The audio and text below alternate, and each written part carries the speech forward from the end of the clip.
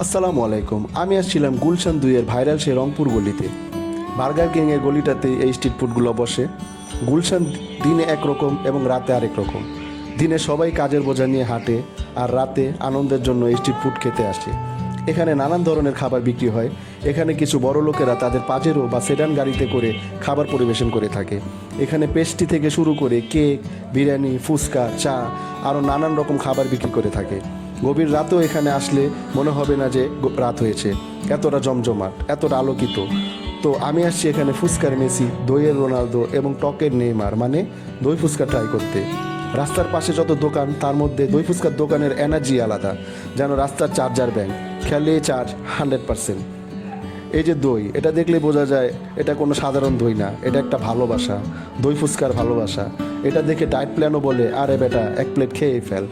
দই ফুচকা খেতে ভালোই মজা। অবশ্যই যারাই আসবেন তারা মামা থেকে দই বেশি চাইতে ভুলবেন না। আমার ভিডিও আমি এখানেই শেষ করছি।